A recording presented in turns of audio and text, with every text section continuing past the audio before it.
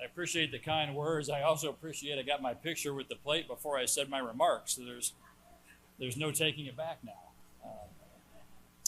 I want to thank the CED. Rick, I want to thank you for your kind words. I especially want to thank many of my leadership team who are sitting at table number 1 over here, along with Lori White, the president of DePaul University, a great leader in her own right, someone who I respect tremendously, and DePaul was really the start of my leadership journey, so it's entirely appropriate that she is here today. And finally, I want to thank my wife, Lisa, for being here.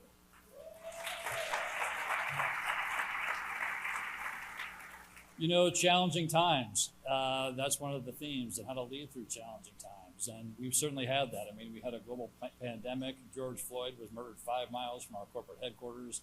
We've had global instability, record inflation, supply chain disruptions. The list kind of goes on and on. You know it, I do too. I've been asked, you know, how is it different leading at a time like this as a CEO? My response is, I don't know.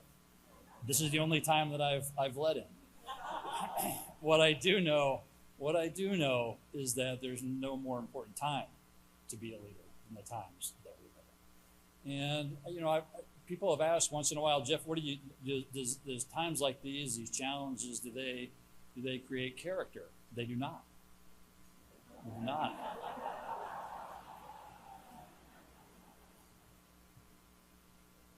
But they do reveal it. They do reveal it. And so a lot of the speakers before were talking about change, and we have certainly changed a lot as a company too. Rick alluded to our Blue Buffalo acquisition and said some people were skeptical. The only reason he used the word skeptical is we were told to keep it G-rated, and there were a lot of people who were a lot more than just skeptical, I can tell you that. So General Mills has changed. We're a company that's been around 160 years.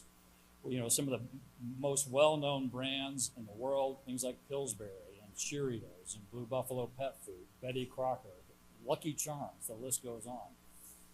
And so we have changed along with those times. That's the reason that we're here today. And a lot of people talked about change who were speaking here before me. And there is no question that we need to keep changing. But I'm going to turn that notion on its head a little bit. And I want to talk about something, if you're going to be successful, has to stay the same. And that is the values on which you stand. Because when the winds of change are blowing, the question is, what are you tethered to? And if you are not tethered, you're going to blow with every wind that comes your way. Thank you.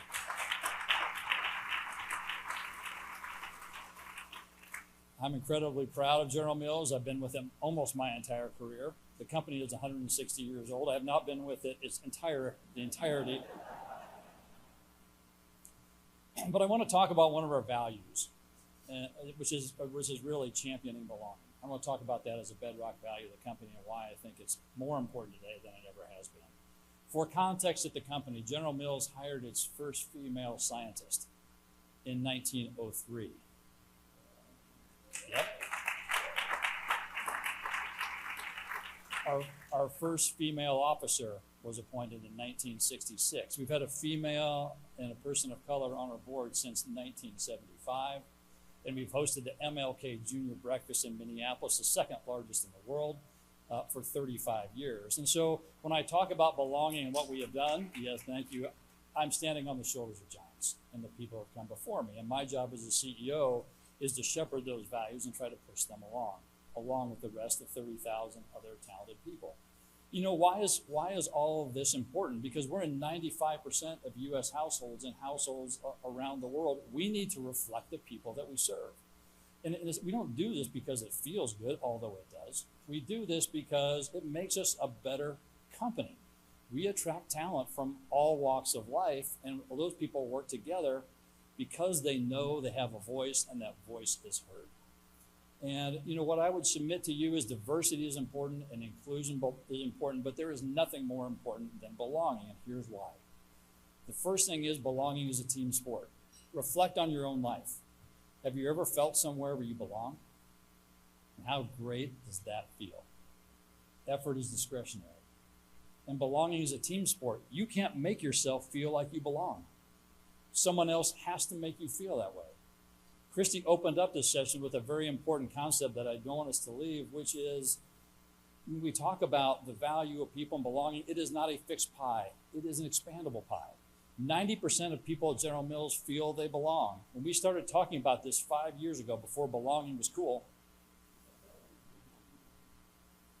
we started talking with our employees about this. One of the things we found is that we raised the bar for everybody at our company. People who were white felt they belonged more. People who were black felt they belonged more. People who were gay felt like they belonged more. Straight felt like they belonged more. Everybody felt they belonged more. When I said 90% of General Mills people feel as if they belong, it is the same across all those groups that I just mentioned, as well as it is age. During the pandemic, there is no doubt that the COVID vaccine was a miracle and that it deserves all the attention that we got. You all needed to eat during that time, and the people of General Mills served you. And one of the things I'm most proud of is during the pandemic, right before the pandemic, about 95% of General Mills workers at our manufacturing plants would show up for work every day. During the first 2 months of the pandemic, 98% of our employees showed up every day.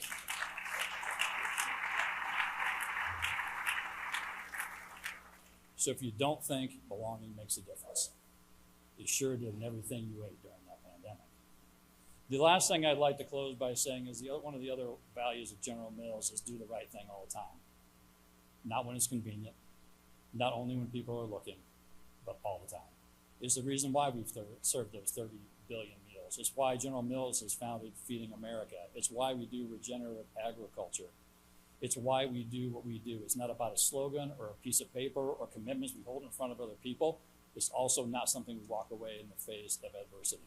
We did belonging before it was cool. We will do it long after it is cool. We did the right thing all the time before it was cool. We will do it after it was cool. Not because someone praised us for doing it, because we know that it makes us better. I'm honored to receive this award. Thank you so much.